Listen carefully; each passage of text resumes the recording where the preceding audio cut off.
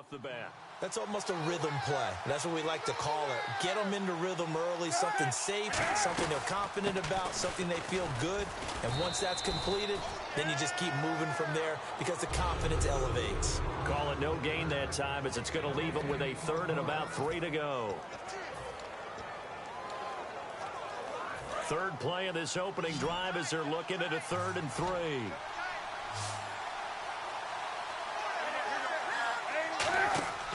Newton on 3rd down. They'll set up the screen for Stewart. And they take him down, losing yardage back at the 27. And a loss of 3 to bring up 4th. On 4th down, here's the veteran Mike Cyphers to punt this away. Back deep for Atlanta, Devin Hester. And he'll get this away into the humid Florida sky. On the return, Hester. Oh, look at that. Oh, look at him turn. Well, he wasn't too far from breaking that. Officially, give him 15.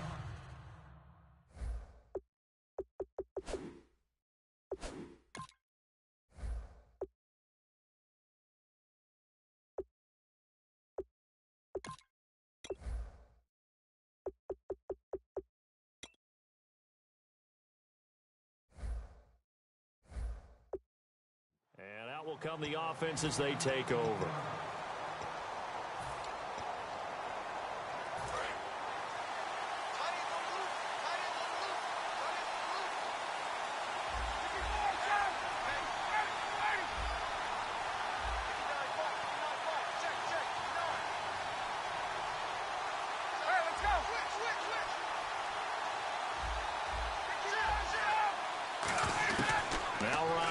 First down. Oh, he's going to take a shot right away. He couldn't quite hold it. Got hit. Ball pops out. Incomplete.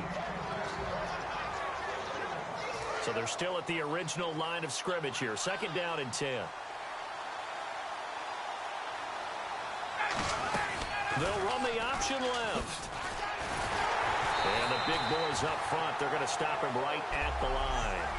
No gain on that one as it brings up a 3rd and 10.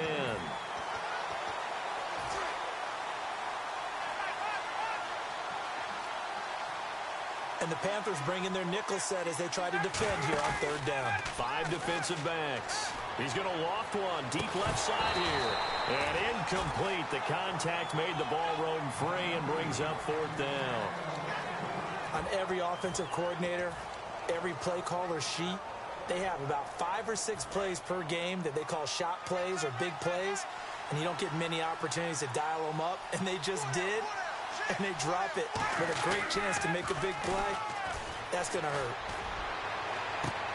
And it is incomplete. Boy, a real head-scratcher there. And the Panthers are going to get it back in excellent field position. Here come the Panthers now, set to take over on offense. And they'll certainly be trying to do better than that first drive where they went 3 and out. And sometimes the first drive is just simply to settle nerves. You know what it's like at the start of a game with the emotion. Guys are a little bit jumpy. You do. Oh, you understand the same way. It's just like us calling one, right? Making sure we ease into the game, let it come to us. Well, you went 3 and out. And now they have that opportunity. No, you didn't go 3 and out. I went 3 and out on that first drive. I'll try to do better here. On first down, Newton flinches with a catch over the middle.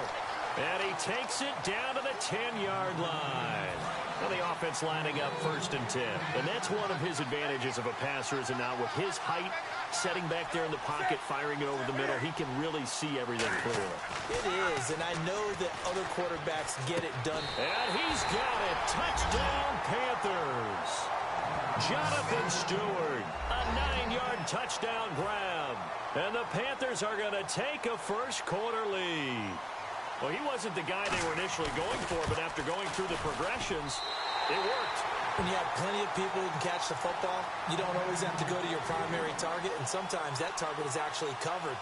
Nice job coming off of that and getting it to someone who was open. Yeah, the man out of the backfield gets in for the score. On the return, the old reliable Devin Hester, the veteran. And he'll take this up past the 20 and down at the 22-yard line. Here comes the Atlanta offense now ready to take over here. And last time out, went for it on 4th down, turned it over, gave them great field position, turned into 6 points, so they've got to recover here, Charles. It's amazing what one decision can do in the chain of events, right? The decision to go for it on 4th down, it caused every bit of it, but it showed confidence. Hey, I've got confidence in you guys. Go pick it up for them. Didn't happen. Also showed confidence in the defense. They didn't pick up their end of the bargain, so now they've got to come back out and start over and rebuild that confidence. And he'll wind up losing yardage here back at the 21-yard line. He lost 2 there, and it's 3rd down. Luke Kuechly combines speed, intelligence, toughness, puts it all together. It makes plays like one we just saw there. He may not be a big-time blitzer, but, boy, he knows how to pursue. This is caught at the 20. A big play on 3rd down for the Falcons. 61 yards. And now a 1st down following that long gain. I know they had good coverage downfield, but you have to wonder, on 3rd and long like that, how does that happen, that they can get that far downfield and complete a pass? You got to guard the sticks, understand where you are, so it's almost like someone fell asleep at the switch, and now that the play's been completed, they've got to dust themselves off on defense, pick it up, and figure out how to not let that happen again. When teams take shots at the end zone, you got to defend it the same way you defend the 1st down sticks. You defend the goal line exactly the same way. They can't cross that. You play through the receivers. On that play, that's exactly what they did and batted it away. And they go the wrong way here. Knocked back to the 20. It's a loss of 2, now 3rd down. So now at 3rd and 12 with an extra defender here in the secondary, a nickel look. Out of the Wildcat, this is Freeman. It's a loss of a full 3 yards, and it brings up 4th down. Alongside Charles Davis, Brandon Gaudin, it's the Falcons in possession to begin quarter number 2. They are, however, facing a 4th down situation. So 4th and 15, but the offense is staying out there to go for it.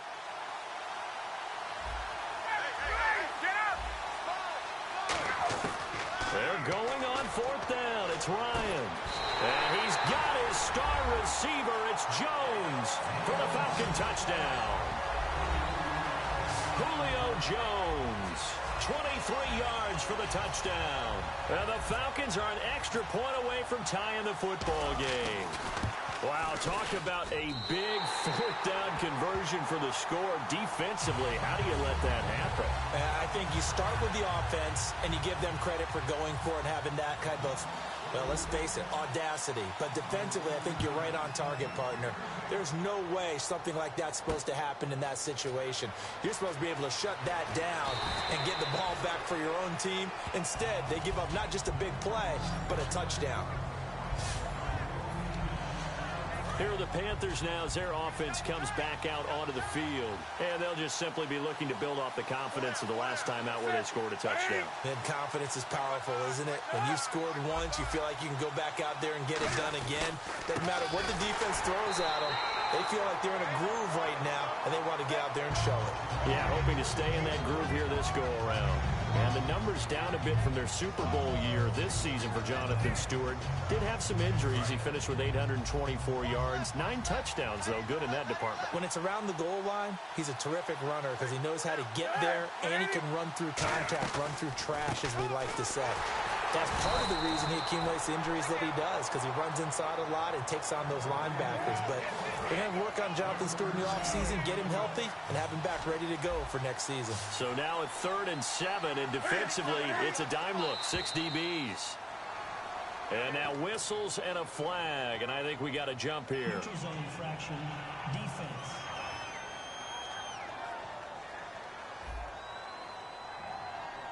Defense maybe trying to guess the snap count there, and it costs them 5 yards. And it looks like we've got a dime set here defensively. 6 DBs in the game. 3rd and 2. Newton gets it to Benjamin. It's caught. He gets 7 out of it, and he also gets a first. And that's understanding where the markers are, because it's not just running to them. Because on the catch, you can actually be pushed back before the 1st down. It's getting past it and allowing that opportunity to drift back towards the first down line and still having picked it up. Really well run. And he's taken down, but not before he gets this into enemy territory across the 40. Offense comes to the line now, 1st and 10. Good route, good pickup for first down yardage, and that is a tough one to cover. The angle route, because a running back getting out of the backfield, if you're trying to cover that, especially if you're in the linebacker spot and you're seeing this play develop, he heads out towards the flat first, and that often gets you to overcommit running in that direction. Then he cuts back up inside you into the middle of the field. That's what we just saw there for a nice pickup. 2nd down following the run.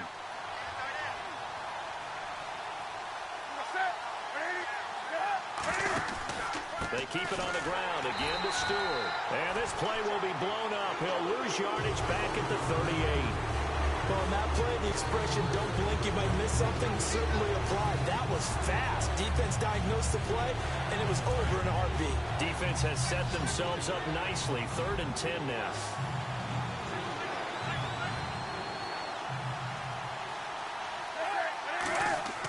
Throwing on 3rd down, Newton. He'll hit Whitaker in the flat. He won't go down. And he will have the first before he's brought down right on the chalk of the 20. So many times you hear today's NFL described as a space game. Get your best players into space with the football in their hands.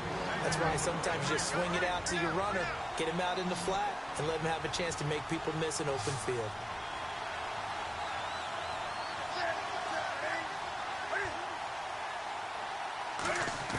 Now a first down throw for Newton. Benjamin with it over the middle. A gain of 6 there on 1st. Kelvin Benjamin bounced back from an ACL injury in 2015 to really good health in 2016 and had a 100-plus yard game early in the season, so it looked like he was all the way back. But Brandon, the rest of the year, never broke 100 yards again. That is hard to believe. He had a stretch late in the season.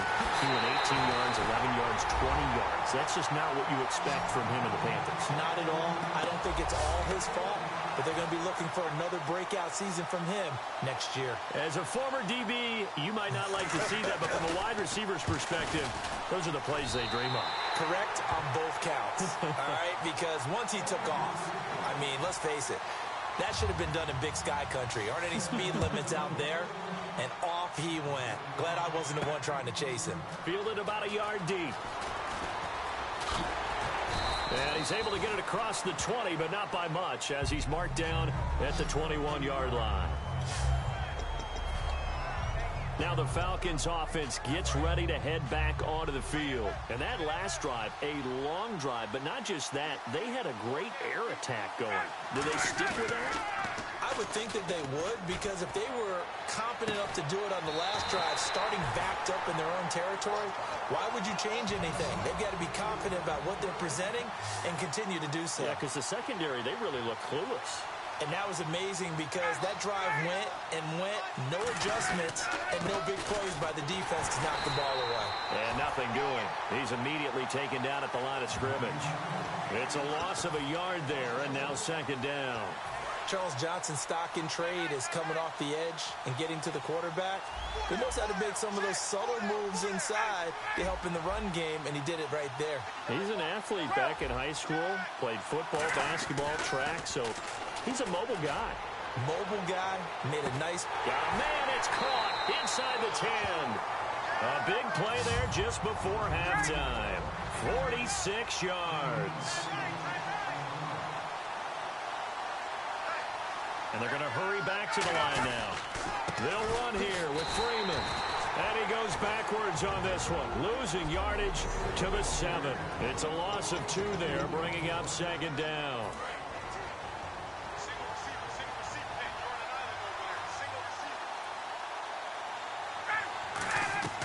Now Ryan on 2nd down. And this is caught for a Falcon touchdown. Mohamed Sanu as the first half is winding down. And the Falcons are an extra point away from tying the football game. And a little time left on the clock, so on the other side, they're thinking, gosh, we'd like to get that lead right back. Yeah, thanks for pointing that out. Here I am going ahead and tapping out the first half. Well, they're still looking for Jones, and it's intercepted. Picked off by Trey Boston, so they cannot get into the end zone to add the extra pair of points. And now a whistle and a timeout called by the kicking team. So that means they're down to one remaining here as we head toward halftime. Now after the touchdown, it's Bosher to kick it away. Short kick. One of the up middle take it now. And solid field position here to start as they get it out to the 40-yard line. Any return that gets you to midfield is a great return. One first down, and you're almost in field goal position. And the Panthers coming out now. And with time quickly fading here in the second quarter, not sure how aggressively, offensively they want to play this. I think we'll find out just how much they trust their guys in this situation if they decide to take a shot. When tapping those toes, he tried to get both in bounds. He could not do it, though. In tap dance parlance, could not complete the shuffle. All right, needed to get that shuffle down with both feet, not just one. Is that what they say? There it is. You know, put a little sand down on the stage. I'll take your word for it, my man. Touchdown, Carolina! Greg Olsen in the final seconds of the first half. And the Panthers strike quickly here for 6 points. And that's a lead that excites a team as they head into the half. Good way to finish things off. Yeah, able to extend that lead, and you always say it, that can totally change the complexion of half number 2. Yeah, it changes your morale, changes your outlook. But even before that, let's see if they decide to kind of squeak kick or what they're going to do on the kickoff, because you don't want to give up a... Jeez, they don't even want to let their guys get a drink of water. All right, third quarter, let's get to it. That'll be taken in the end zone. And he's up past the 20 to the 22-yard line.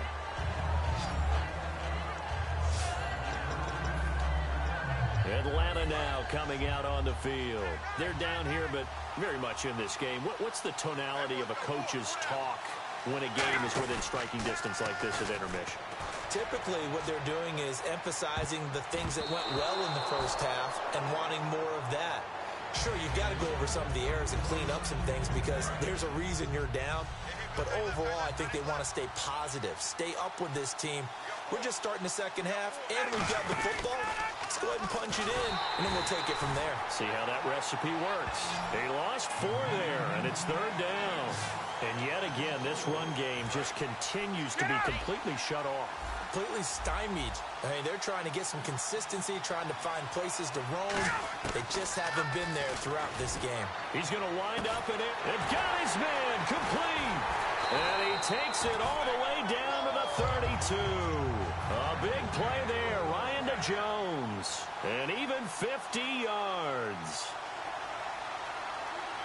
They'll come out in the pistol. On first down, Ryan.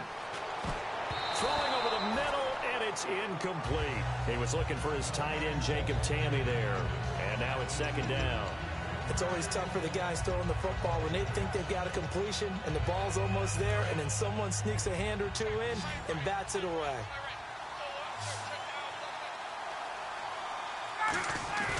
Again on 2nd and 10, it's Ryan. Finding time. He's going to loft one deep over the middle. The Pro Bowl wideout Julio Jones, his intended receiver. And it's third down. In this situation, it's really tough to figure out how to defend because they have plenty of room to still take deep shots at the end zone as they just did there. Yet at the same time, you've got to be ready for the short throw. In this case, when you see the cue that they're going for the end zone, retreat and make sure you have a way to play forward, back towards the receiver, and have a chance to bat the ball away as they did there. Call it a gain of 5. And no move to get the offense off the field. They're going on 4th and 5.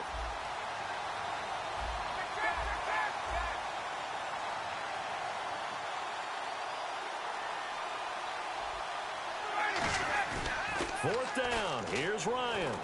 Going to throw deep for the end zone. And he's got his star receiver. It's Jones for the Falcon touchdown. Julio Jones, his second touchdown of the afternoon. And now the Falcons are within a 2-point conversion of tying up the game. To throw forward is Ryan. Flushed out right. And unable to connect. They don't get the two-point conversion here. And a little element there of chasing points, because that's the second time they've had a failed two-point conversion. Now they're down 2. Yeah, you don't kick it the first time, and now you feel like you're in a position where you have to go for 2 in this spot.